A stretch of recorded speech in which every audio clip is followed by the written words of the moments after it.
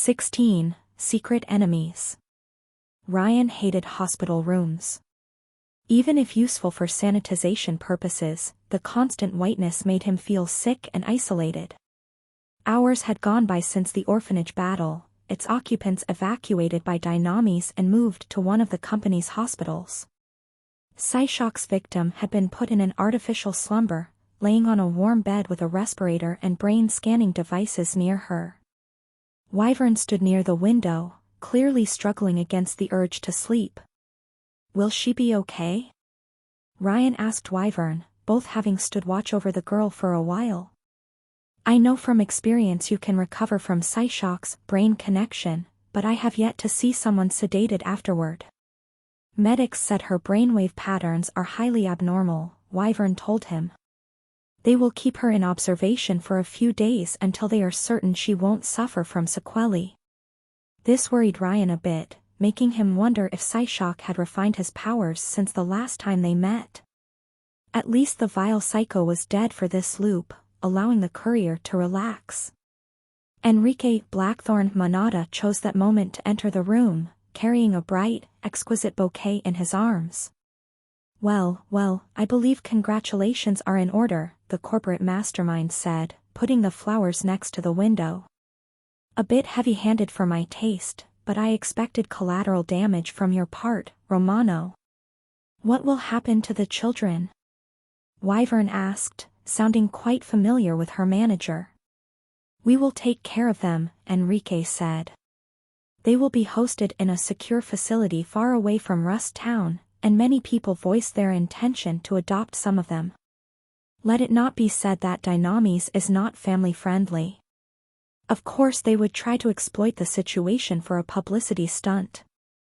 Well, I'm sure everyone cared about them before I posted these photos on the Dynanet," Ryan mused. "Speaking of photos, Romano, I am highly disappointed in you," Enrique scolded him. "I remember telling you that your name was Time Lord now, yet you introduce yourself in your pictures as Quicksave and his cat. Now the damage is done, and it might be even too late to correct that mistake." "Wait, that's what bothers you?" Ryan asked, surprised. "You're not mad about our little adventure?" "Why would I?" Enrique asked, also genuinely surprised. "You and Adam Cat saved an orphanage while dealing a savage blow to this city's criminal underbelly. You did good." "Yeah, but I skipped the training, and you said you didn't like loose cannons." "I don't, but I believe you are under a misconception. You are free to do as you wish, as long as you accept the consequences. If your actions, no matter how irresponsible, lead to a victory, then obviously it was done with Dynami's full approval. If you fuck up, then you did it on your own." "So, if I succeed," Ryan summarized, to make sure he had heard it straight. "You take the credit, and if I fail, I take the blame?" No, Enrique reassured him. "If you succeed we share the credit, and if you fail, you take the blame. A distinction without a difference. I admire your pragmatism, sir. You are a genius, sir. Enough with the fake servility, Romano, I get enough of that from the trainees." He then joined his hands in a calculating mastermind pose. "Now, the bitter part." "Oh, I know that expression," Ryan mused, who had seen it over and over again. "You are going to crush all our hopes and dreams with the dullest tone possible." "You catch on quickly, Romano," Enrique replied dryly. "Vulcan is to be released." Wyvern's eyes widened in fury, the first time Ryan had seen her lose her cool. "After she tried to murder two of our own? No. No way. Wyvern, I understand how you feel, but if she gets away with a slap on her back, I quit." As the silence stretched on, Ryan noticed the rose on Enrique's cashmere suit started growing thorns, shifting as if ready to jump from its holder and attack. Even the flowers near the bedroom's windows seemed to gain a life of their own, their petals swirling. "Believe me," Blackthorn said, his voice calm but betraying an undercurrent of anger, "I fully share your frustration. However, I do not have the luxury to act on it, and neither do you. The order comes straight from the CEO. Hector himself? But why? Wyvern asked, all but choking. She's the only one who knows how to make advanced armors. If she's taken out, their entire operation takes a blow. My father doesn't want to spark retaliation from Augustus. Enrique sighed. We are in a period of détente with him. Don Hector believes another direct conflict would cost us more than sweeping this incident under the rug, especially after Adam Cat's poaching. If Vulcan remains in custody, Mars and Venus may convince their master to get down from his mountain. What happened today wasn't détente at all, Wyvern pointed out. Can't you talk your father out of this? I tried, Enrique replied with a sigh. I even called Alphonse for support, but it didn't change anything. It would have been a different story if someone on our team had died, but since both your teammates and Vulcan survived, she will be allowed to leave with a warning. If she or another capo tries anything like that again though, then it's war. Wyvern closed her eyes, breathing heavily. This can't continue, Enrique. Be patient, Wyvern, Enrique said. The time to clean this city will come. You've been saying that for 2 years, she pointed out. And I may say that for 2 more years if it prevents another Malta. Huh? What happened in Malta? Ryan asked. He heard rumors, but nothing detailed.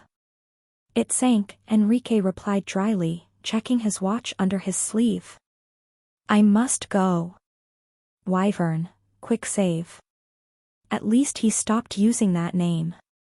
Once Blackthorn left and the flowers turned inanimate again, Ryan glanced at Wyvern. The superheroine's face had turned distraught, her eyes glancing through the window with disappointment. Wyvern, tell me, Ryan coughed, the armors used by the private security elite, it's Vulcan's work, right? She nodded slowly.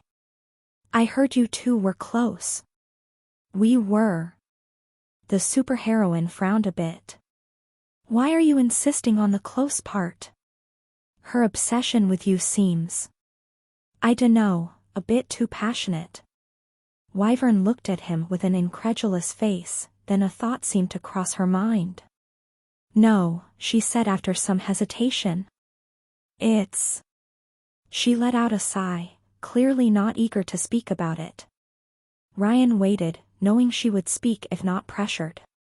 She was my partner once, Wyvern finally admitted, even before I joined Il Miglior. Your sidekick? My partner, Wyvern insisted. She was the brains, I was the brawn. However, since I was the only one in the field, the media and citizens attributed most of our success to me. Eventually, she tried to rebrand herself as a solo hero, but since she was a genius, and the backbone of its high-tech military, Dynamis didn't want her out of a lab. She was too precious to risk in a direct confrontation, but she didn't see it that way. She felt sidelined and disrespected. So she stewed in her resentment, and eventually, Augustus approached her with a promise of a cushy capo rank and total autonomy if she switched sides. And you never noticed? I guess you weren't that close then. She never told me anything before she exploded, how was I supposed to know? Wyvern replied with annoyance. I trusted her.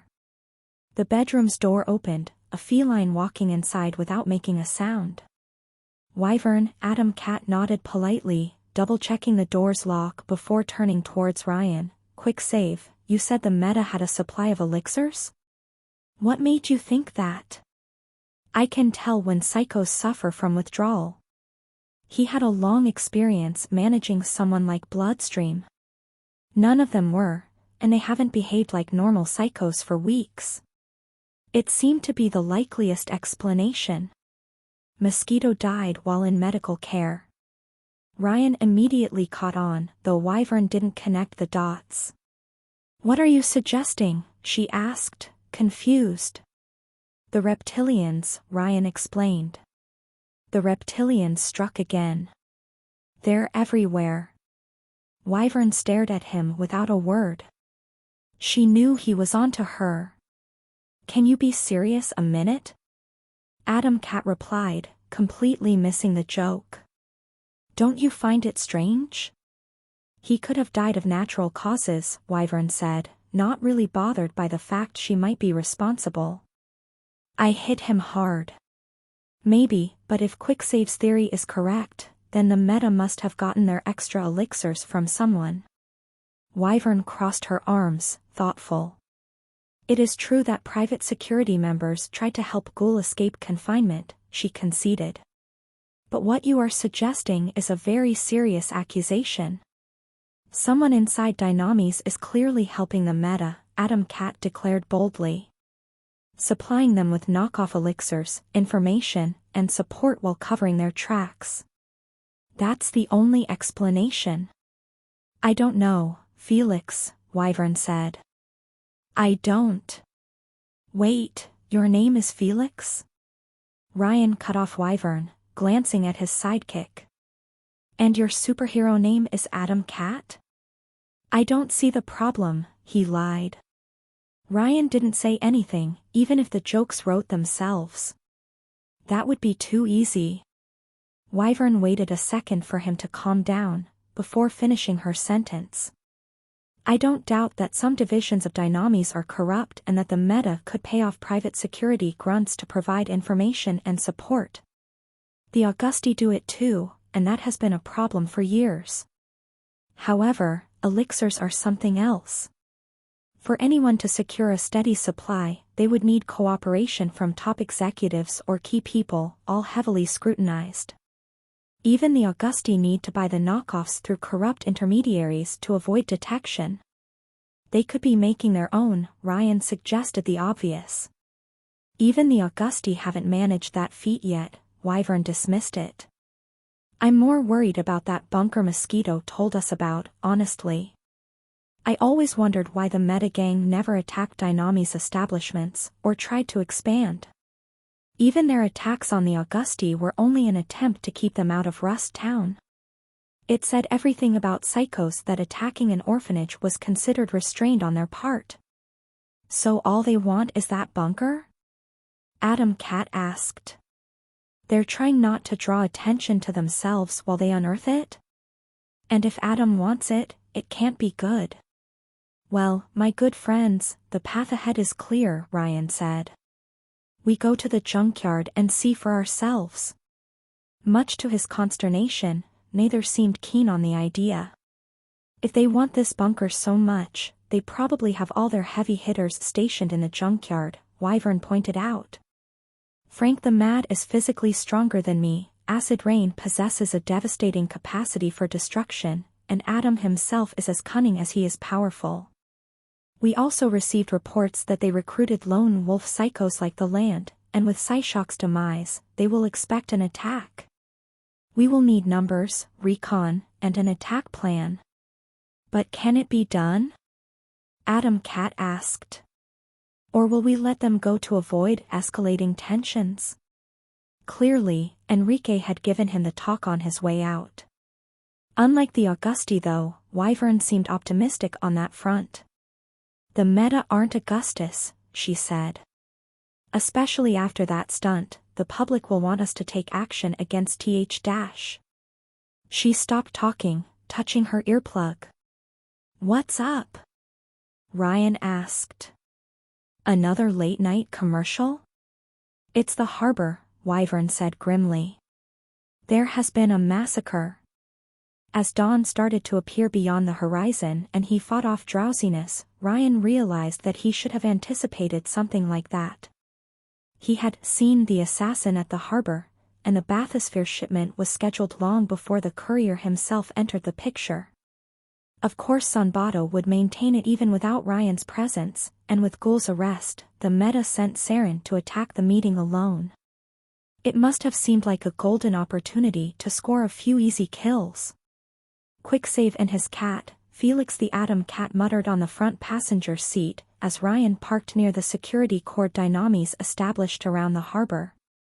I should sue you. Ryan looked straight into his eyes. Your name is Felix, Cat. It means lucky. Adam Cat protested. You're never going to let me live it down, are you?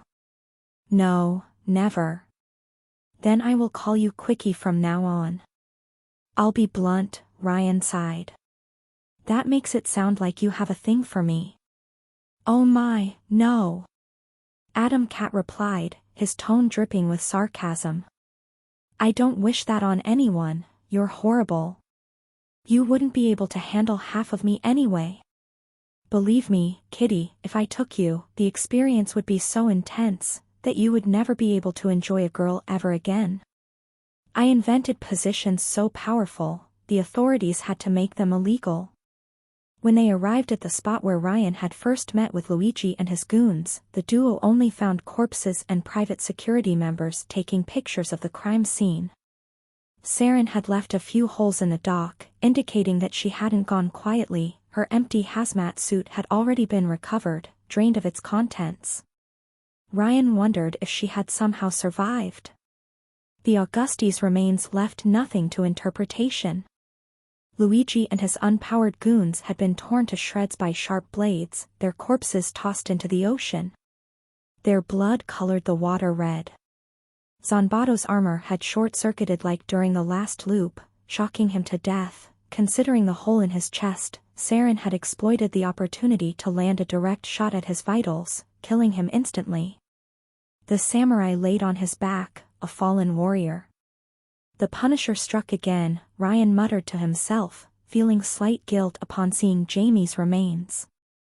He liked the guy, and the fact he couldn't save him during this loop made him feel a bit down. The courier knew he could bring the swordsman back, and he had seen people die so often he had grown numb to it, but still. After a shocked silence, Adam Cat seemed devastated, immediately rushing to Zanbato's side. Fuck, it's Jamie. Huh? You knew him? Yeah. We were pals before I left the family. Adam Cat examined the corpse with hollow eyes. Shit. Ryan said nothing, unsure how to react. His last attempt to comfort someone had gone horribly wrong. I knew this day would come, I knew it. But he has a girl at home, man. Shit. Adam Cat shook his head, clearly distraught and confused. Quickie, do you mind giving me a ride? You want to see his girlfriend? Ryan guessed. Yeah. I believe an old friend should deliver the news. Even if I burn that bridge, Jamie deserved that much. Ryan turned to his sidekick, remembering how he himself died at Jamie's house in the previous loop. That's not a good idea. Adam Cat looked ready to protest, but to his credit, he considered the courier's words rationally. You think they will target her next? Yes. This disaster confirmed that the assassin wasn't after Ryan specifically, but the genomes associated with the Auguste. The courier felt a little wounded at not having a secret nemesis, though it didn't explain how that mysterious vigilante figured out his cooldown limit. Outside of Dynamis, who could be mad enough to take on an organization as powerful as Augustus and know Ryan enough to figure out his time? Then it clicked. Oh, Ryan spoke out loud. No way. What? I think I know who did this, Ryan replied, opening his cell phone, which is both awesome and terrifying. On one hand, that meant another route to unlock, but on the other hand, yeesh, the boss fights would be terrible. Adam Cat cracked his knuckles. So what do we do? Ryan showed him his cell phone and the location where he had tracked the hacker's IP address. We catch the lion in its own den, of course. 17, the hidden route. It can't be them. Ryan searched inside his car's trunk, finally putting his hands on his secret weapons, his coil gun, and a bag of flour. What do you know of Leo Hargrave's carnival, my feline friend? That they're wandering heroes fighting marauders, warlords, dangerous genomes, and psychos, Adam Cat replied, his back against the car. They help communities pro bono, then move on. They're modern knight-errant, not assassins. That's true, Ryan conceded.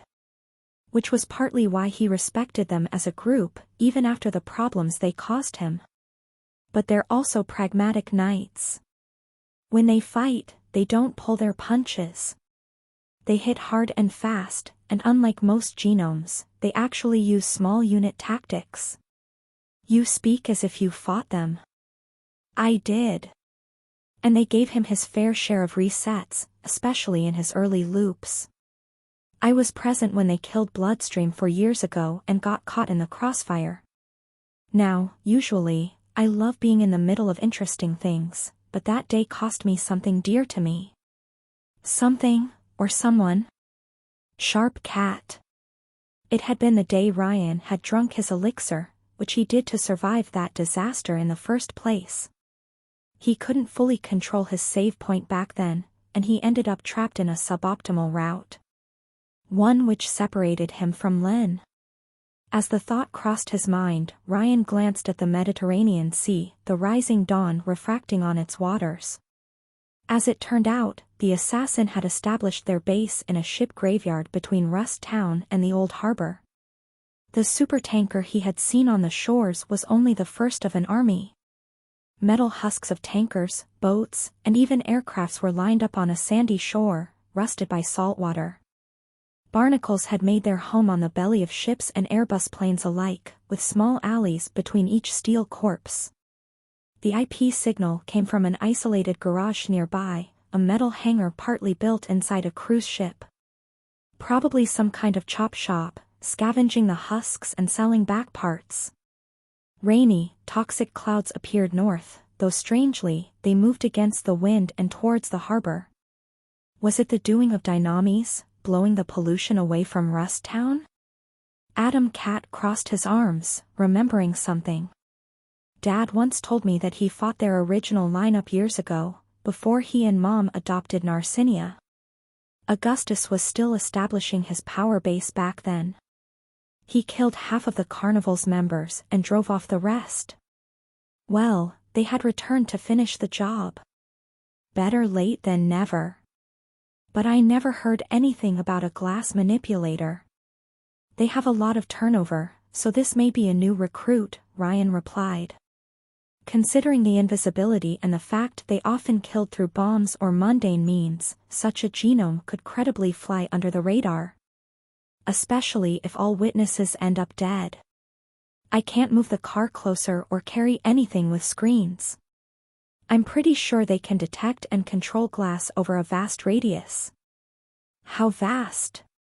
I don't know, Ryan replied, tossing his cell phone to the back seat, alongside all electronic devices. He only kept the nuclear bomb and the rabbit plushie. They may even know we are here already. All right, then I will stay near the car, and if you don't send a sign within half an hour, I will call Wyvern for help, Adam Cat decided. What about your mask's goggles? Silly, they aren't made of glass. Ryan replied. They're alien stuff. Right, and is that flour? Adam Cat frowned at Ryan's toys. Do you want to bake them a cake? They will never see it coming. Adam Cat smiled thinly. I know you won't listen, but please don't do anything stupid. Don't worry, I have more lives than your 9 ones, Ryan replied, packing his stuff and moving to the garage. Though, he would be lying if the situation didn't make him uneasy. The carnival's members were powerful genomes, and that assassin had killed him twice already. A wrong move might result in another reset, and their previous history made him tense up. As he reached the locked door, Ryan realized now would be the perfect time for a stealth mission. But he was pretty sure it was useless, and he never had the patience for them. Instead, he shot the lock with his coil gun, the electromagnetic projectile going straight through the steel. No country for old men, he shouted, entering the garage weapon raised. Unlike the movie, no one welcomed him with a shotgun past the door. In fact, the garage didn't hold any car, engine, or ship parts. Instead, it housed several computer servers. Dozens of them in total, clearly jury-rigged and linked to an autonomous electric generator. 2 air conditioners worked to cool them down while wires went through a hole in the ground, probably linking the system to Dynami's underground cables. A massive desk with a single chair stood in the middle, surrounded by screens. Also, Ryan noticed that he could see the ship graveyard through the windows easily enough, yet he had seen none of these servers from the outside. There was definitely an optical trick at work. Yeah. This wasn't a recent development. They must have spent weeks, if not months, setting up this safe house. Ryan approached the computer, currently displaying a boring screensaver on 5 different screens. It seemed he had busted the operation while the mysterious assassin had gotten away. Or so they wanted him to think. Without warning, the courier froze time, opened the bag of flour, and rotated on himself. He sprayed the white powder in every direction, on the screens, windows, servers, and the corners. A humanoid torso appeared right behind him, standing in a corner with a partially visible sword raised. Here you are. The flour had hit some kind of invisible armor, so Ryan took the time to draw, "Kill me, I'm a perv" on the chest. As time resumed, the figure froze as they found itself with a coil gun pointed to their head. "Caught you, Invisiboy." Ryan couldn't help but gloat, or is it Invisigirl? I can never tell. "I will move faster than your finger on the trigger," Invisiboy replied, his voice muffled by his strange suit. "Are we playing Lucky Luke? I can draw faster than my shadow, faster than time even." "I don't think you actually stop time, Cesare Sabino, you only give the illusion of it," he replied, absolutely calm. "Or is it Ryan Romano now?" "Ryan," the courier replied. He tried to identify the voice, but the suit muffled it too much. "I don't think we met though, Mr. Carnival." The figure let out a sigh of frustration at being identified. "We did. Though you didn't know I existed back then." "Ah, I wondered if you were a new recruit or an invisible ace," Ryan mused. That explained a lot of his organization's success if the carnival had a hidden operative of his caliber. "What should I call you, then?" Realizing that a fight wouldn't break out unless he started it, the mysterious genome became fully visible. His entire body was coated in bright blue glass, from head to toe. The substance prevented Ryan from seeing anything. The armor was completely shapeless, the face round like a featureless doll. It made the vigilante look rather eerie. Ryan realized that this man mimicked invisibility by somehow bending the light around his armor, perhaps using the same process used in lenticular technologies. The courier could barely fathom the sheer control needed to pull that off, although that trick didn't protect him from smoke or rain. This was some powerful orange genome. "You may call me the Shroud." The glass man tilted his head to the side. "And if you haven't shot me in your frozen time, I assume you want to tell." Ryan threw the flour bag at his face. Invisiboy stood in silence, the paper bag falling off his helmet and onto the ground. His face now looked like that of a clown with all the powder. "That was highly immature," the assassin said, dusting the flour off his helmet. "Well, he killed Ryan twice. The courier had earned the right to be petty." "Don't blame me if I keep my weapon drawn," the time manipulator said, since his current host's sword remained ever threatening. "You've been assassinating a lot of people lately, and killing you is still on the table." "You and Il Miglior have nothing to fear from us," the man replied, crossing his arms. "Our current targets are the Augusti and the Meta." "Oh, then I assume you must have hacked into Dynami's by accident." "Only to root out the infiltrators in your company's midst," the genome scoffed. "To be honest, I'm surprised you even managed to track me down."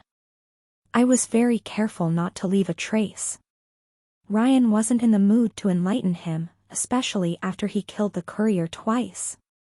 "Why did you kill Zonbato and his fellows at the docks?" "Is that anger in your voice?" Your concern surprises me. The glass genome walked towards the screens, ignoring the gun pointed at his head, and sat on the chair. As far as I know, the two of you haven't even interacted. Maybe I did.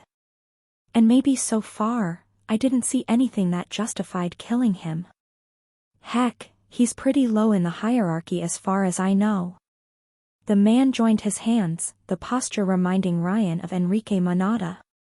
Do you know what they were shipping at the docks? Candies? Chemicals destined to the Augustes Fortress lab on Ischia Island, which produces their bliss, Shroud corrected him. The drug is then shipped through boats and submarines to local distributors all over Italy, Spain, France, Turkey, Libya, a drug which is incredibly addictive and that Augustus uses to subvert communities, even as they struggle to recover from the wars. Your point? A perfect run? Much to Ryan's delight, Shroud seemed to understand the reference. You could say that, but there is no perfect ending, quick save. Only the best for a certain group of people. How could it be that the only person who understood video game slang was the guy who had him killed? There was no justice in this world. And if there is a non-murderous alternative to bring down the Augusti? Do you have one? Shroud asked, sounding a little hopeful. Because I'm drawing a blank here. Not this time, Ryan replied. But I will find it, I promise. Shroud observed him in silence for a few seconds. To his credit, he seemed open to the idea. Well, in the unlikely case you do find a way to cripple the Augustes operations without killing anyone, then, yes, I will take it. Good. At least he wasn't some Punisher immune to diplomacy attempts. Ryan could already see the perfect path to Len, and how to defuse the situation. Otherwise, I will ask you not to reveal the existence of this place or my presence in New Rome, the vigilante explained. We have nothing against you or Il Migliore. In fact, I would be happy to cooperate towards making New Rome a better place, once your team is purged of its saboteurs. Though, if you switch sides to the Augusti or the Meta, expect us to come to blows. You are simply too powerful a genome not to be taken out early. Ryan remained silent for a moment, as everything became clear. I don't know whether I should feel flattered or furious. You considered joining them? The genome sounded only curious, but something in his tone betrayed an undercurrent of tension. Nah. Ryan lied. Well, he would never join the Meta, but still. But I wonder why you are okay with hitting the Augusti and not Dynamis. In spite of their faults, Dynamis does try to rebuild a somewhat functional society, Shroud grudgingly admitted. The company has systemic corruption issues, as Rust Town can attest, but it is a stabilizing force in Europe and it can be reformed once Hector Manada retires. I can't say the same for the Augusti, and let's not talk about the Meta. The vigilante observed Ryan closely. Thank you, by the way. For what? Your whiteness. The genome seemed vaguely amused by the jab, but remained focused on the matter at hand. For saving that orphanage. I was only informed of the attack after it was already over, and I wouldn't have made it in time.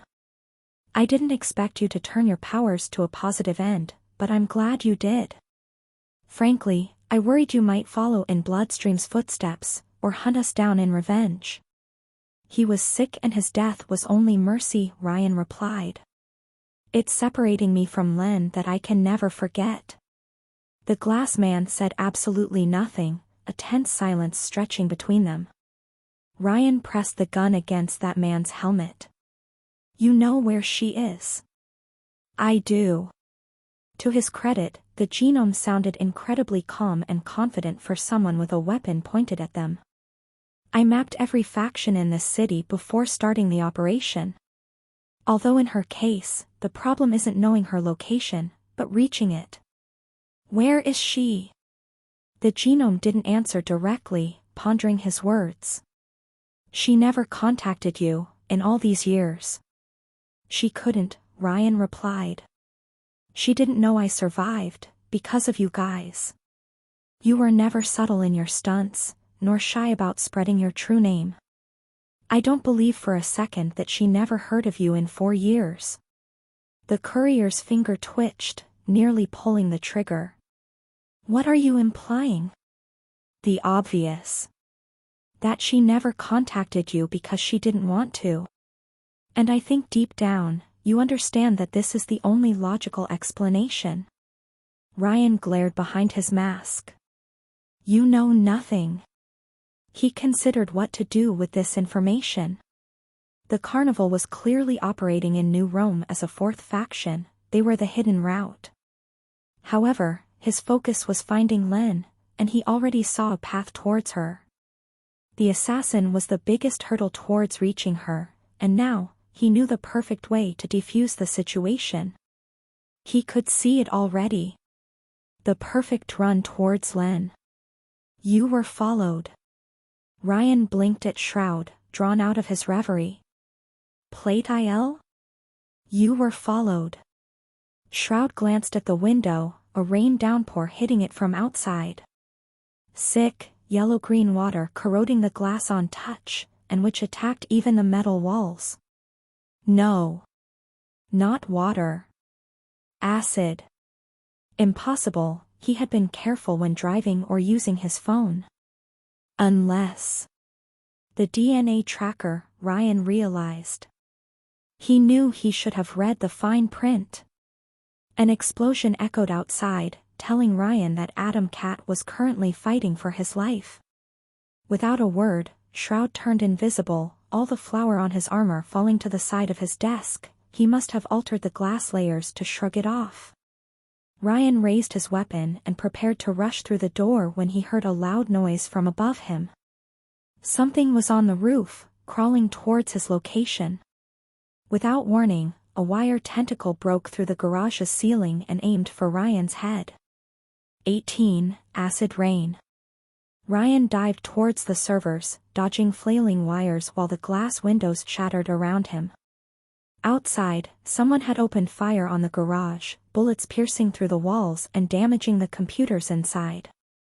If it's the paparazzi, the courier complained, raising his coil gun at the ceiling, here's my autograph. He opened fire, projectiles going through the roof while glass shards formed flying walls to cover the holes in the ceiling. However, the acid rain quickly corroded them, the liquid falling on a server and starting an electrical fire. A monstrous mass of wires stood on the roof, its malevolent eyes glaring at the courier through one of the remaining openings. Ryan blinked. Aren't you brain dead, psy? I told you, Psyshock replied, an undercurrent of anger in his robotic voice as he raised his wire tentacles. From above, he looked like an alien metal squid. I heal. Oh good, that means I get to kill you twice. Ryan always saw the bright side of everything. The courier wondered who helped the psycho with his plastic surgery though. The skull's shape had changed slightly, turning slimmer. Either the telepath had improper regeneration, or he had a different power set than the courier thought. Also, his body had been recovered by Dynamis for study. How did he escape quickly enough to launch this ambush? Something didn't add up at all.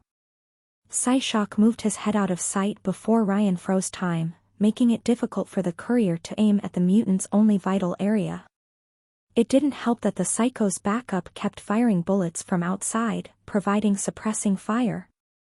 The invisible jackass created glass walls the best he could to keep the rain and the psycho out, but the silica didn't last long. Deciding he would rather risk the acid rain than Psyshock brain-jacking him, the courier shot a few projectiles at the ceiling, dodged the frozen bullets, then rushed outside. Toxic clouds had overtaken the skies as far as he could see, unleashing an acid downpour on the ship graveyard and corroding the metal husks. A large part of the area had gone up in smoke, probably Adam Cat's doing. Ryan hoped that the kitty could hold his own against whatever allies Psyshock had brought with him. 2 mechanical hounds were the source of the gunfire, one standing atop an Airbus husk, the other on the ground. They had the shape of dogs, except with a glass visor for eyes, a machine gun mounted on their back, and ammo compartments on the belly. Dynamis probably used these drones to support the private security, and Ryan wondered if the Meta had somehow hacked into them. When time resumed, the courier sensed the acid rain drip on his clothes, eating at his hat and mask. Ryan's clothes provided him little protection from the acid and had already started to dissolve. Since he didn't know of any natural acid with these properties, the courier guessed it was a unique chemical composition, probably from an orange genome. A few minutes without cover, and he would look like a hunk of cheese. Psyshock, standing atop the garage, attempted to pursue him, only to be forced back to dodge a glass spear aimed at his brain. A flying figure emerged from the workshop, attacking the Psycho with floating shards. The shroud occupied Psyshock, although the acid rain prevented him from using his invisibility. The poison corroded the Vigilante's glass armor, making him visible to everyone. Yet, he could still control the glass and silica from his machines, summoning an entire storm of sharp projectiles to keep the Psycho busy. Psyshock seemed immune to the acid rain, and moved at high speeds to dodge glass spears and blades. Meanwhile, the drone's machine guns opened fire on Ryan, who retaliated by targeting the one on the ship's husk and pressing his coil gun's trigger. The projectile, faster and more powerful than normal bullets, went through the Robohound's face and came out of its ass, blowing a hole in its circuitry. The other leaped around, firing at will. Ryan whistled, his car rushing out of the smoke, and towards his location. The acid rain had consumed its windows and damaged the paint, much to the courier's horror. Still, the machine hound couldn't dodge both Ryan's shots and the vehicle. The Plymouth hit it like a deer on the road, smashing the drone into pieces. "Cat!" Ryan shouted, rushing towards his car to take cover from the rain. "Cat!" A chill went down his spine, as one of the raindrops suddenly transformed into a grenade right above his car. Ryan barely had the time to backtrack before his wonderful Plymouth exploded in a burst of flames and iron parts. "My car," the courier shouted in horror. "Not again." "Caught you, thief!" A woman appeared in front of the courier, unaffected by the toxic rain. Her skin was bleached white, her golden hair cut short, and her eyes a bloodshot shade of crimson. She wore a sleeveless white shirt and tight shorts. Ryan might have called her attractive, if not for the crazy violent glint in her eyes. Oh, and she also carried a bloody butcher knife in her right hand. Let's not forget that part. "Acid rain, I suppose?" Ryan asked before activating his time stop. As he did so, the same feeling of tension ran through his spine. When he entered the frozen time, everything was tainted by a violet hue, but the woman had vanished. Did she manage to teleport away?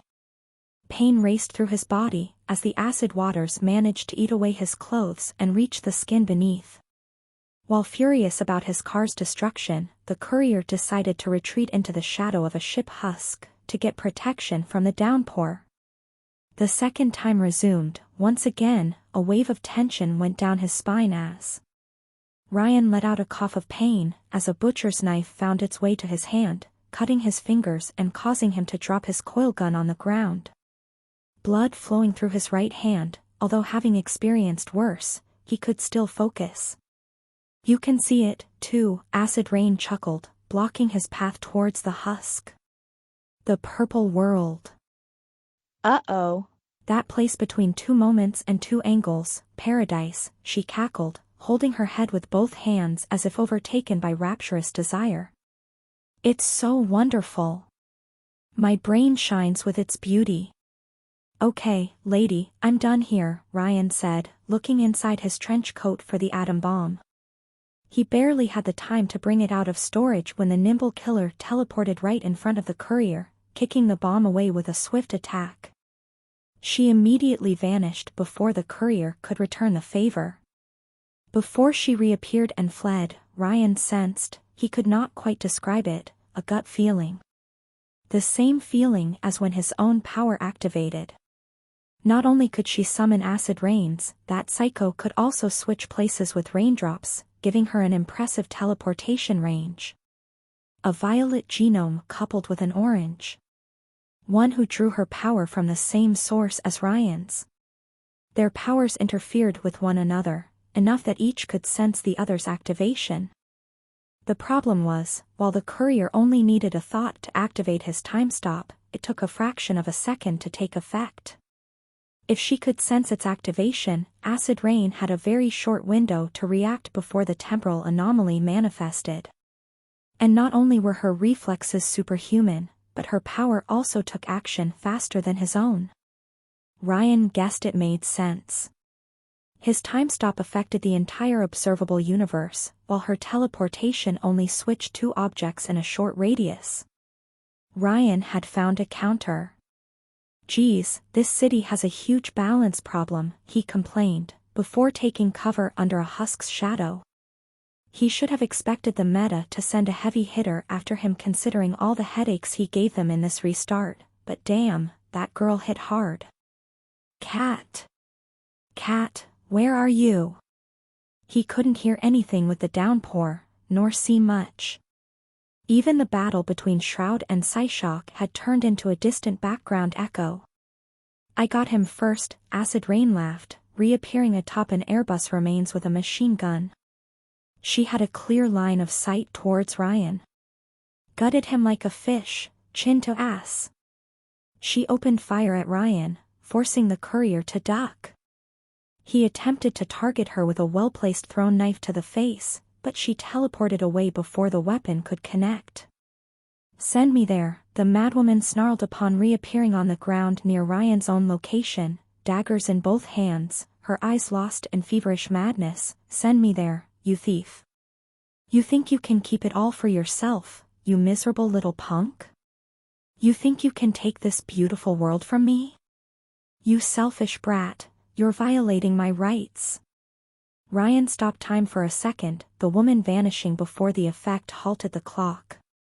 He immediately stopped the effect within 2 seconds, deciding to stick to short bursts as a defense. The woman reappeared, aiming for his chest, but this time he anticipated her. While she managed to put a dagger in his stomach, Ryan grazed her left shoulder with his own knife, barely missing the neck. Showing extreme nimbleness rivaling his own, she backflipped to safety, standing beneath the rain while the courier remained safely below the rusting husk.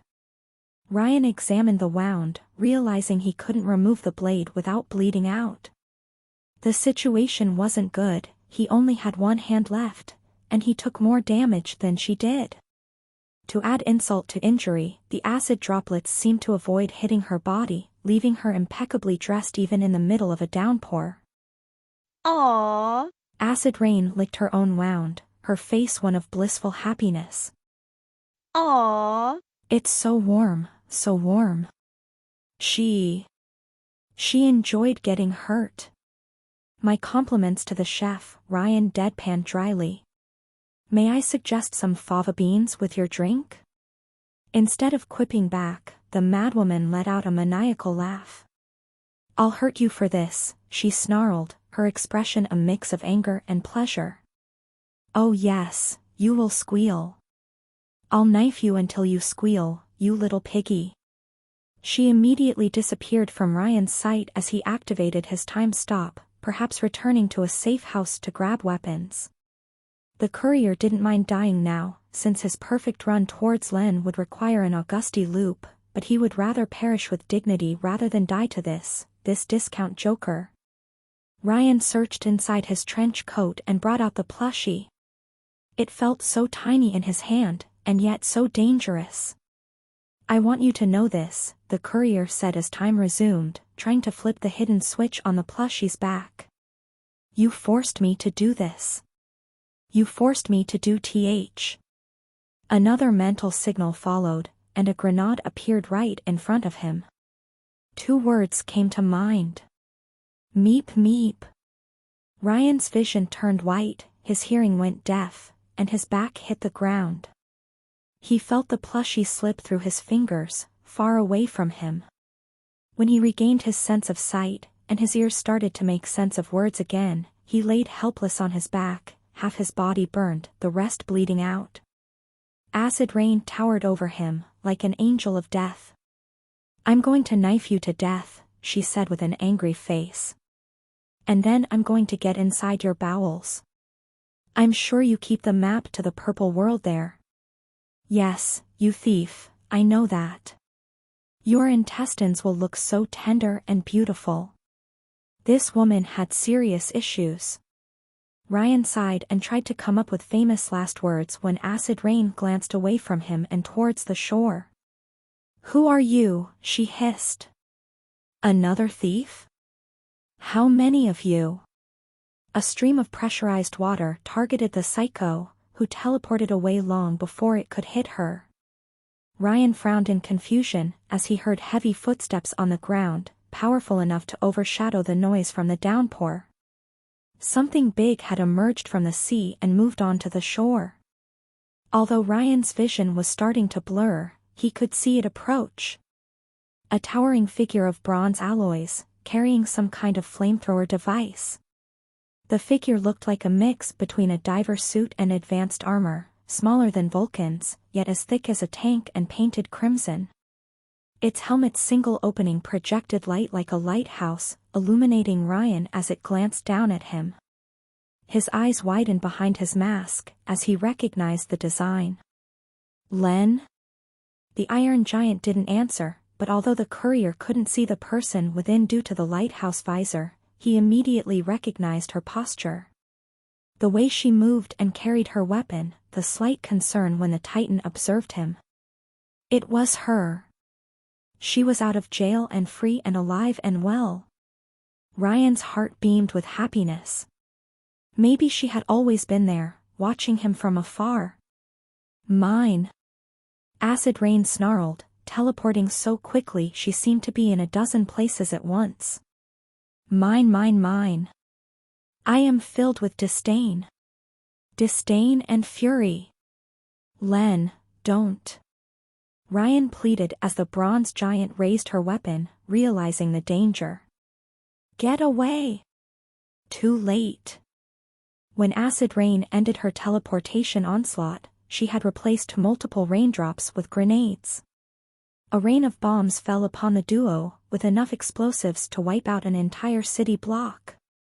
Ryan activated his time stop in a hurry, trying to drag Len away or remove the bombs. But his body collapsed under the strain of his injuries, his face hitting the bloody sand. "Len." Time resumed, and this loop ended in a cataclysmic blast. It was May 8, 2024, the 7th time? The 8th? Ryan had lost count, though like always, he opened the day by ramming his car into Ghoul's back. "You guys," Ryan sighed, climbing down from his car as Renesco's bar erupted into chaos. "You guys are real assholes, you know that? I hope you do." And since they insisted on making his life difficult, the courier would return the favor tenfold this time around. "I'm calling security." Renesco complained behind the bar counter, while the bar's customers watched on. Ghoul was trying to get back on his feet, dizzied by the blow. Calm and hopeful after seeing Len again, Ryan grabbed the Fisty brothers and put the gloves on. "But I am an optimist, and since this should be my perfect run, I think we can let bygones be bygones," he said, as he playfully approached Ghoul. "Start anew, play tennis, even become friends. Do you want to be my friend, Ghoul?" "Who the hell are yo?" Ryan sucker punched him in the stomach, the psycho falling to his knees with a groan. "I think we will do it the anime way." Ryan grabbed Ghoul's head with the Fisty brothers and brought it closer to his own. The psycho's eyes widened in confusion. "I beat you up, you will develop Stockholm Syndrome, and then you will become my Robin. Quick save." And the Ghoul wonder. "We're going to have merchandise, comics, television shows, sitcoms, and pointless derivatives. Everything that makes life worth living. We'll be together forever." The people in the bars looked at Ryan as if he were insane. "We'll have our faces on every fast food. McDonald's, KFC, Burger King. We'll get Happy Meals, Ghoul. Free Happy Meals. Ghoul just stared at him with straight-up terror in his eyes. It's a whole new franchise. 19, The Right Road. What a bright day. As Ryan drove towards the ship graveyard and Shroud's warehouse, he felt utterly happy with himself. The courier had the intuition that everything would turn out well for him this time around. I feel like you're my lucky charm, my friend, Ryan told Ghoul. Like a rabbit's foot, or a four-leaf clover. I should have kept you ages ago. The psycho's bodiless skull glared at him, hung on the rear mirror by a rope. Surprisingly, it had cost Ryan less money to convince the private security to keep the psycho for himself than imprisoning it.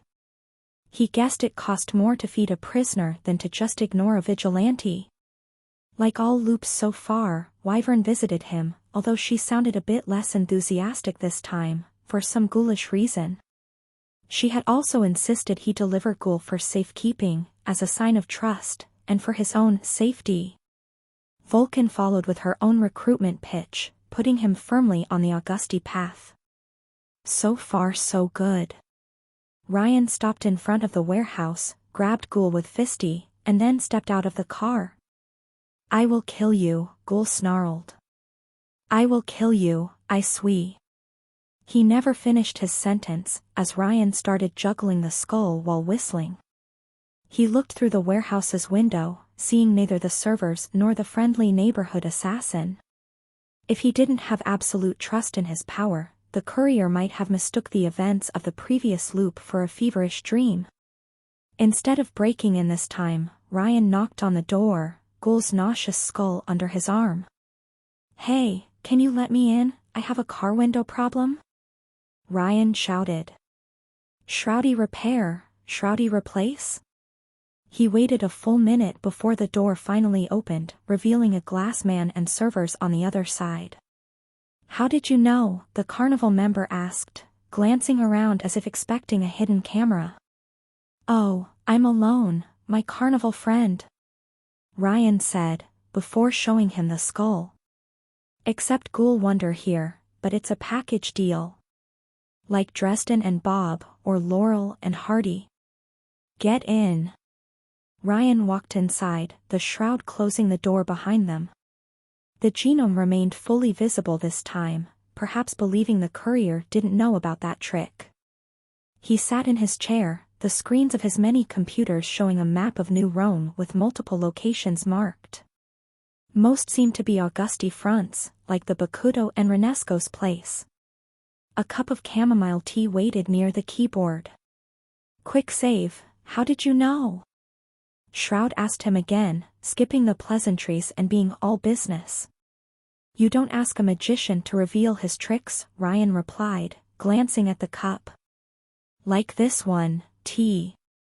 He shook Ghoul's head in front of the teacup until the skull let out a puff of white mist. The liquid turned cold, ice cubes appearing on the surface. Iced tea. True genius, Shroud replied with heavy sarcasm, although he didn't touch the beverage.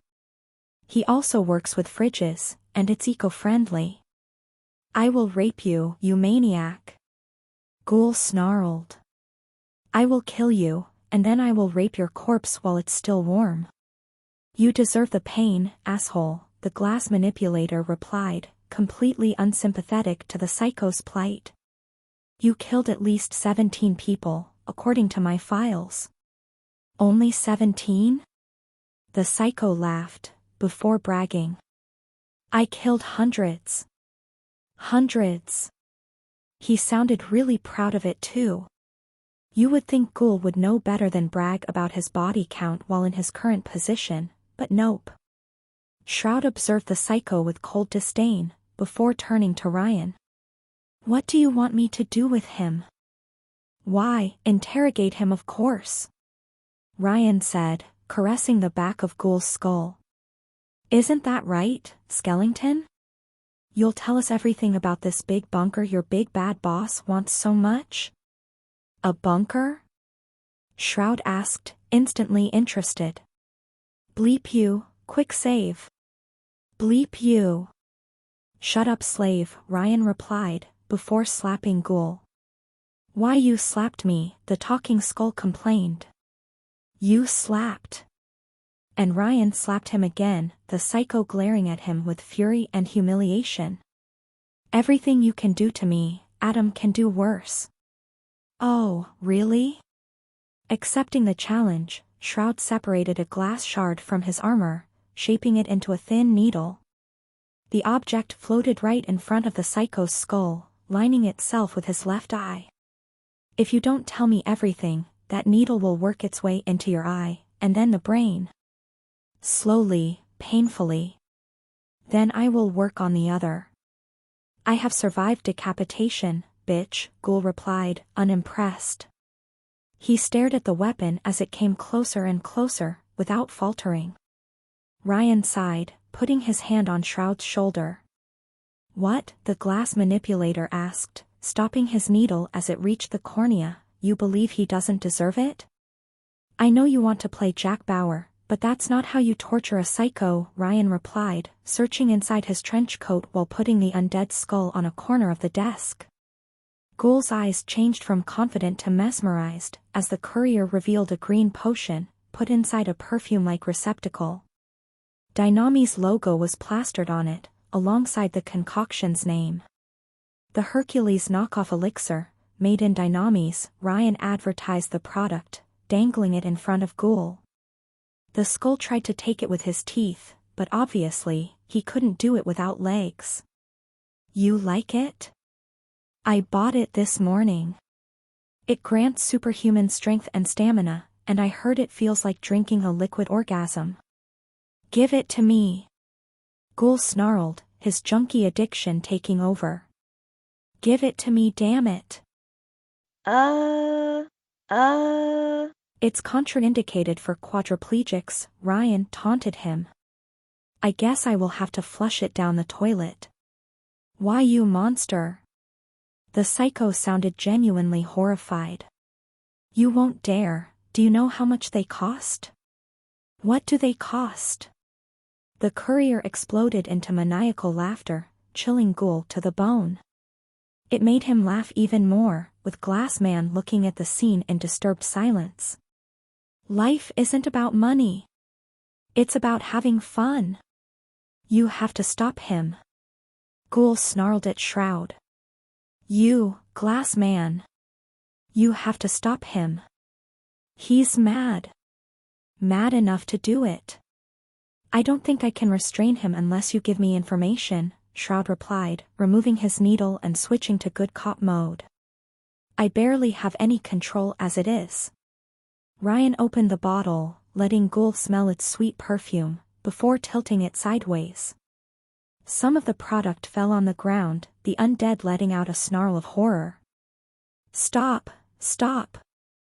Ghoul quickly caved in. There's a place below the junkyard. A place. A place? Shroud asked, unimpressed, while Ryan kept slowly spilling the product. That's not enough. A bunker, below the trash tower. Ghoul said, his desperate eyes on the elixir. It's full of robots and laser turrets, they shoot at genomes on sight. We came to New Rome for it. This time, Ryan stopped spilling the knockoff on the ground, having kept half of the bottle. Ghoul let out a breath of deep relief, which was odd since he had no lungs. What's in the bunker? Shroud asked, his tone dangerous. Adam won't tell us, Ghoul replied, sounding truthful. He only told a few. He doesn't want word to get out. So, you throw yourself at a fortified place without knowing what's inside? Shroud deadpanned, although he sounded more and more interested as he listened.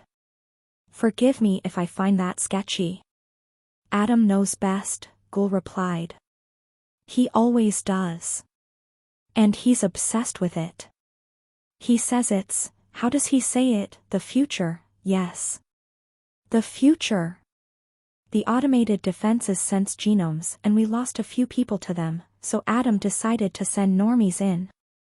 Even dogs. Another question then, Ryan said. How about the sweet supply of elixir you psychos are high on? I don't know, all right. Ghoul snarled, Shroud listening like a hawk stalking a dove. Psyshock handles it for Adam.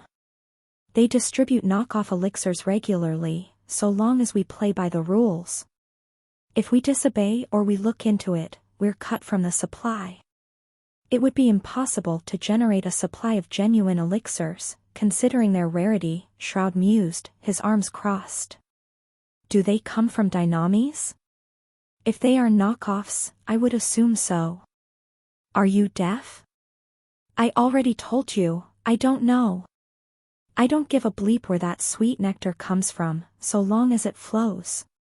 Ryan turned towards the glass man, very proud of himself. See? That's worrying, I will grant you that, Shroud admitted. I will look into it. Can I keep Ghoul for further interrogation? Sure, I have the rest of the body in cold storage in my trunk. Ryan chuckled at his own joke, doubly so when Ghoul sent him a death glare. Though I would like it if you kept me updated on your progress. I promised someone I would get the meta out of Rust Town, and I will follow through. Shroud tilted his head to the side but didn't ask for details. Ghoul, meanwhile, grew even more agitated. Give it to me now. I told you everything. Ryan looked at this skull, and into his tiny, adorable eyes. No arms, no elixir. The undead let out a snarl of pain and anger, which warmed the courier's heart with twisted schadenfreude. Hopes are like breakfast eggs, he told Shroud, as he put the knockoff on the other side of the desk, too far for Ghoul to reach. You can't start the day without crushing them. Instead of responding, the glass man detached a part of his glass armor, reshaping it into a jar to imprison Ghoul's skull inside. Why are you giving me this information? What do you want in return? Ryan put his hands behind his back and leaned towards Shroud, until their heads were within inches of one another. Where is Len? The glass man didn't answer the question immediately. His brain seemed to have frozen in place, failing to compute Ryan's words. That makes no sense, Shroud finally spoke up, shaking his head. That question, that whole situation, makes no sense. What do you mean, Mr. St. Gabain? I believe it should be clear enough. It is clear, but you shouldn't, he seemed to reach a eureka moment. Is your power truly stopping time? Ryan said nothing. I always wondered why you called yourself Quick Save, Shroud said. You seem extraordinarily lucky, as if you always know how things would turn out. As if the world itself would bend to your whims. You're clearly insane, yet somehow, you always get away with all the messes you leave in your wake. You knew where I was without me leaving any hints, that the psycho's intel would interest me, and that I had the information you needed. It can't be a coincidence, therefore it isn't. Oh. Ryan looked at Shroud with curiosity. Please, do go on. You're not actually stopping time, Shroud argued. Instead, I think you peek into various alternate realities, then select one that favors you and overwrites the current one. Advanced reality manipulation. The transition just looks like a time stop to outsiders. Ryan listened to his rambling with great patience. He had to admit, it was a plausible theory, especially as far as violet genomes went. Though Shroud made the error of believing Ryan had only one visible power, instead of one power having multiple applications. The courier decided to be careful in his next loops, to make sure the glass manipulator never guessed his ability's true nature. So, am I right? The vigilante asked. Who knows, the courier replied with a shrug. But if you're right, certainly you should listen to my wise words. Also, bet on the T-Rex tonight, and the orange is in the henhouse. The orange is in the henhouse? Shroud asked, confused. If you remember these words, then you're safe. This confused the genome greatly, much to Ryan's amusement. While he mentally pondered on the matter, the glass genome turned toward his keyboard and started typing. A map of the West and the Tyrrhenian Sea appeared on the screen, and Shroud put his finger on a spot, in a maritime area roughly equidistant from New Rome, Sardinia, and Sicily. She's there. The Vavilov Basin? Ryan mused, his heart skipping a beat. The deepest part of the Tyrrhenian Basin, the glass genome confirmed. The Underdiver, as she calls herself now, has an undersea base somewhere in the area, 3 kilometers deep below the surface. Ryan gasped, as he connected the dots. An undersea communist utopia. You think this is a new Kremlin? Shroud turned his head, quite surprised. She's Marxist-Leninist, Ryan replied, completely giddy. Finally, he had reached his goal. How do I get in? I don't know, the glass man replied, disappointing the courier. Even with diver equipment, the place is full of mutant fish and other hazards. I didn't look too much into it, since besides supplying and repairing their shipping submarines, she isn't involved in the Augusti organization. Wow, you actually told me everything. Shroud froze. Yes, and? And if Ryan had known it would be so easy, instead of having to attack a movie studio or follow a seminar, he would have done that ages ago.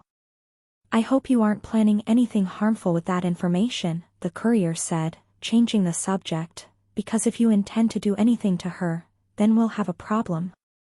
My only targets are the Augusti and Meta, Shroud replied. Although I suspect you already know that part. If I targeted every private contractor in the city, half of New Rome would be wiped out, and she finances an orphanage in Rust Town. She ships them food and money every week. I won't attack someone trying to turn their life around.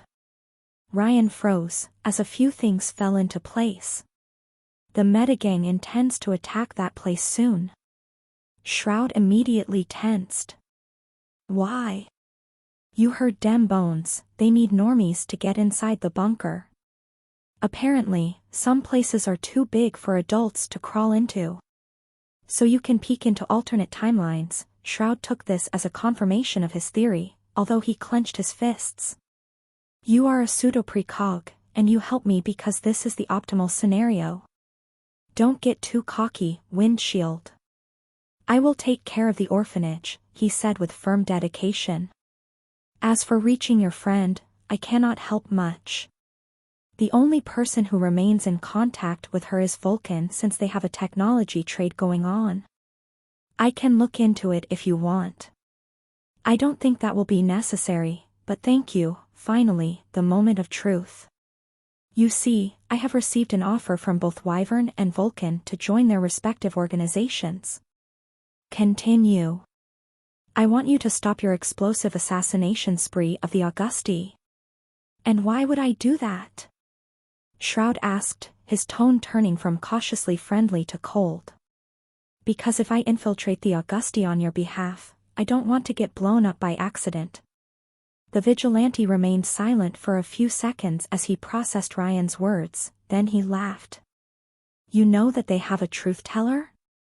Luigi's my problem, Ryan replied, the vigilante a bit surprised that he knew the name. What you want is to cripple the Augusti organization, correct?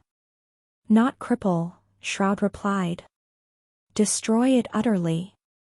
Which can be done without killing anyone, Ryan argued. Most of their revenue comes from Bliss. Not all of it, Shroud replied.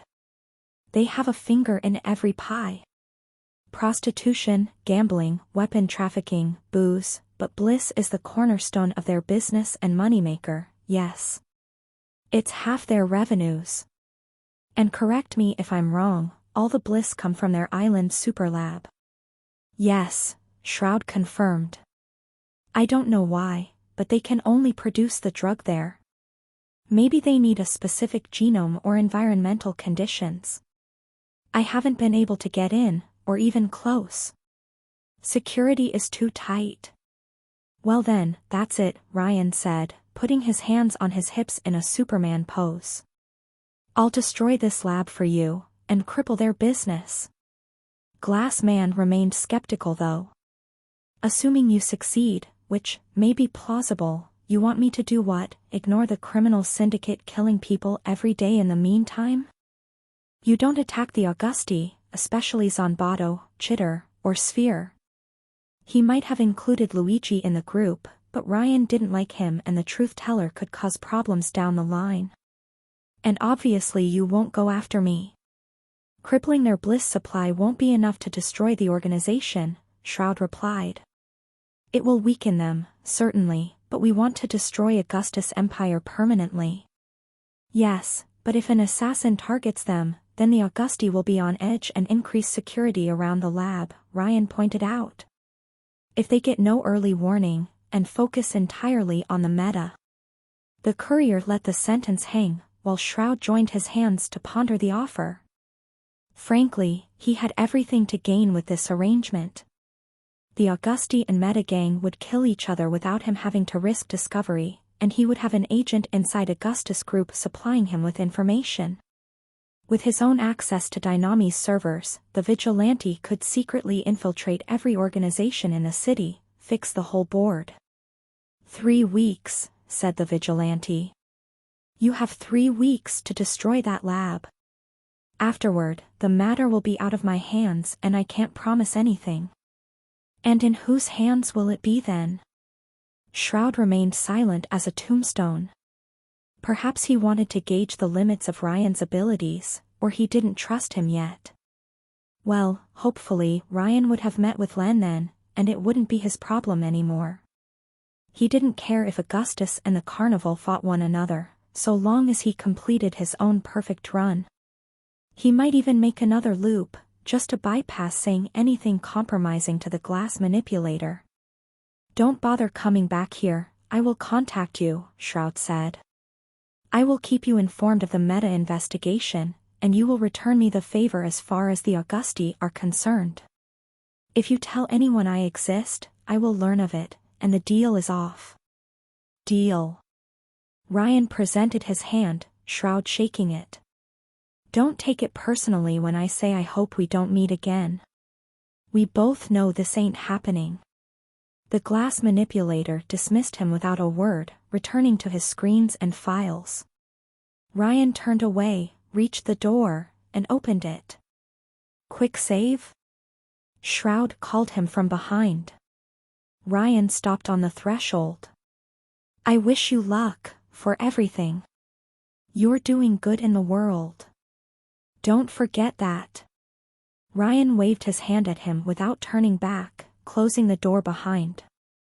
He glanced at the sea beyond the ship graveyard, where Len waited for him. Finally, the perfect path was clear. 20, past fragment, under the sea. Len Sabino woke up on a mattress, the room cold and chill. Water leaked from the wood ceiling, rain hitting the window. Thunder echoed in the distance, the storm getting closer. In spite of the noise, Ryan was soundly asleep next to her, snoring almost as loud as the lightning. Hey, Riri, you're sleeping, she whispered, but the boy didn't offer any response. Ryan was kind of cute when he slept, and completely in denial about the snoring. Len remembered the day she and her dad had found him, amidst the rubble of a village destroyed by marauders. He had hidden in the basement, while his whole community had perished, their livestock taken. If she hadn't scavenged his house looking for supplies, Len may never have met Ryan. They stuck together for years afterward, never far from the other. They survived the wars, Dad's rampages, marauders, and genomes. Always together, even sharing the same bed. They were siblings in all but name, though she wished they could become more, even if she was too shy to say it out loud. She never had a boyfriend, didn't understand how these things worked. If only he would make the first move. Len glanced around the room. It used to be some kind of hunting lodge near the Alps, a silent house of wood on a steep hillside. The locals must have abandoned it a few years ago, either chased away by marauders or moving towards the rebuilding cities for protection. Everybody spoke about New Rome, whenever she managed to talk to someone outside her family without Dad interfering. When Ryan wouldn't wake up, Len left the bed in her pajamas and searched the room. Her companion had left his pants on a chair, and while it wasn't nice, the girl looked into his pockets. The blue elixir seemed to shine, as lightning fell right outside the bedroom. It had been weeks since they left Venice, and so far Dad hadn't noticed the potions. He had left the kids alone 3 days ago, to salvage stuff nearby. She hoped he wouldn't kill anyone this time. Len knew her father would come back. Ryan wished he didn't. He feared Dad, hated him. Len understood. Dad was difficult. He was already drinking a bit too much after Mom left them for her other family, but he always did his best to raise Len and her brother. When Cesare died during the bombing, something broke inside Dad and never came back. The elixirs had just been the last straw that broke the camel's back, making him take out his pain on others. But in spite of everything, he was still her father. Len observed the potion with a mix of fear and hope. She knew how Dad might react once she drank it, but blue elixirs made people smarter. Geniuses. Mekran drank one, and he invented killer robots and orbital lasers. If it gave her a smart power, maybe she could create a cure for Dad. Make him normal again. Turn their group into a real family, instead of whatever they were right now. Len hesitated, briefly glanced at Ryan, then moved into another room of the lodge. The garage at the back. The place was complete chaos, a storage area where the previous inhabitants put everything they got their hands on. Books, car parts, tools, lamps, even an old fridge and washing machine long out of use. It had a workshop, however, perhaps used to skin hunted animals. Since electricity didn't work, Len had to light up a candle to see and provide some warmth. She sat behind the workbench and examined the elixir. The receptacle provided no notice, no information besides its helix symbol. It would be a leap into the unknown. A direct injection scared her, so she decided to ingest the substance directly. She had seen Dad do it before, so it should work. Breathing long and deep, Len removed the syringe and drank the potion whole. The substance tasted unlike anything she had ever felt.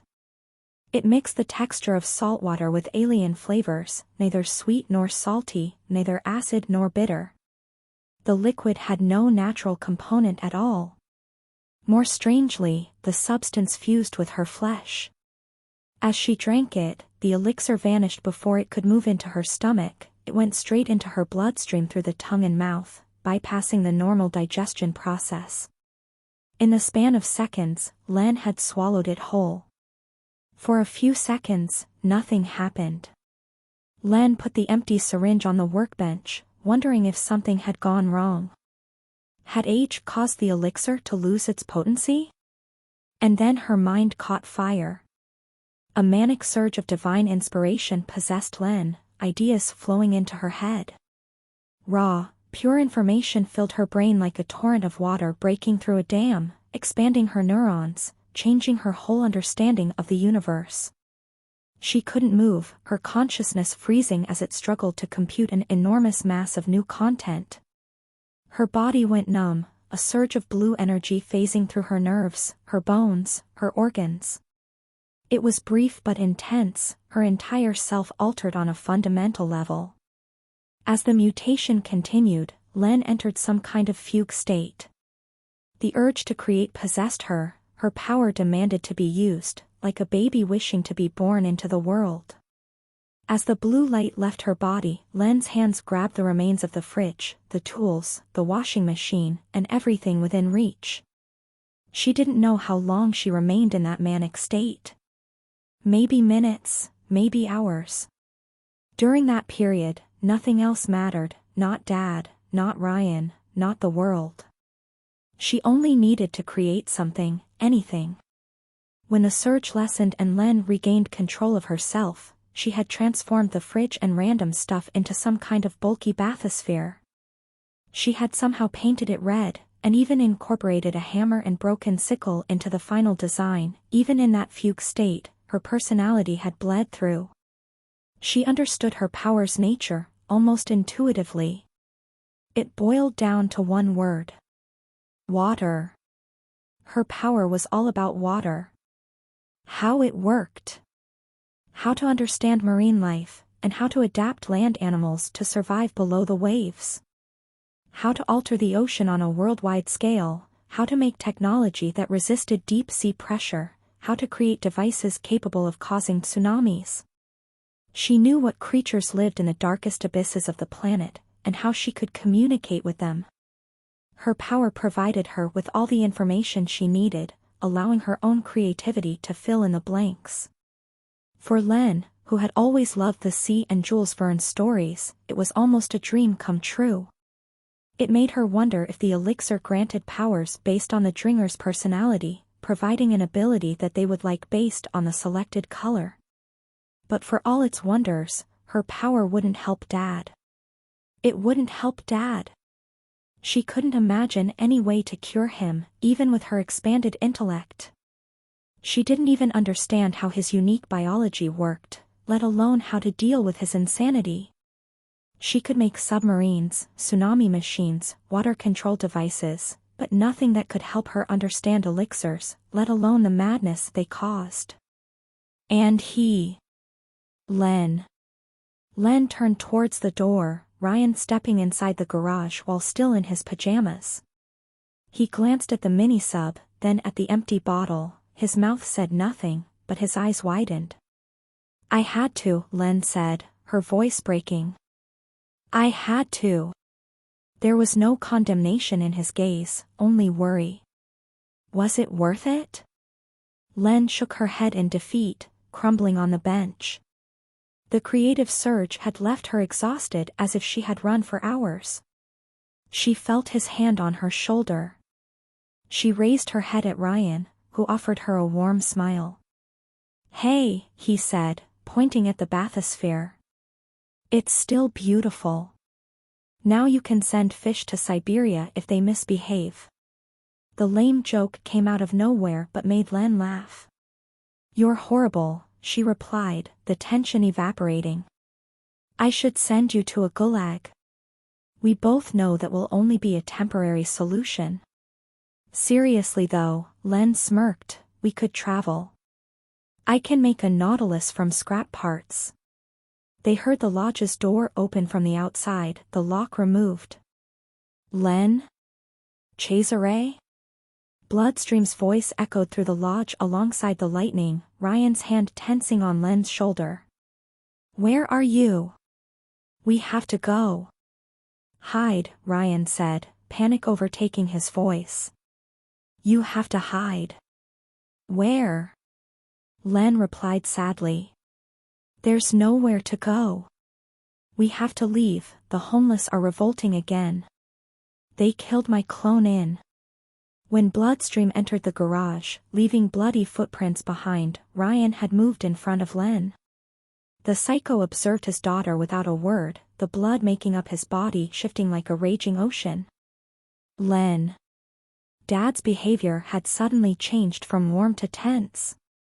What am I sensing? Dad. What am I sensing in your blood? Ryan shielded Len, like a knight in shining armor protecting her from a furious dragon. But for all his bravery, he had no sword. You have lied to me, Bloodstream rasped angrily, his fingers turning into claws. You lied to your own father. Len froze. She suddenly felt so small, the world so cold and unwelcoming. The power isn't for you. Dad snarled angrily. It was for me. It was always meant for me. Don't you understand, you stupid daughter? I took it for you. I took it to protect you. Protect you from this sick world. I know, the genius apologized, lowering her eyes. I know. It was her fault. If she had been strong, Dad wouldn't have had to take those potions and transform into a monster. Ever since your mother abandoned us, it was my responsibility. Mine. Dad calmed himself, but the menace in his voice only grew. You have to be punished. Dad, please. Don't touch her. Ryan tried to stop the psycho, but Bloodstream simply slapped him out of the way with a furious backhand, sending the boy to the floor. Her father moved towards Len, hands raised to strangle her. His daughter closed her eyes and didn't resist. She just waited for the inevitable. But it never came. She opened her eyes again, facing her father's featureless visage. His claws within an inch of his daughter's neck, Bloodstream trembled, as if suffering from Parkinson's disease. No, Dad suddenly held his head with both hands, fighting a headache. No, not her, not Len. I can't. I can control it. I can. Bloodstream walked away from the garage, his last embers of humanity struggling against the elixir addiction. Dad vanished inside the lodge, Len hearing him bang his head against a wall in a room nearby.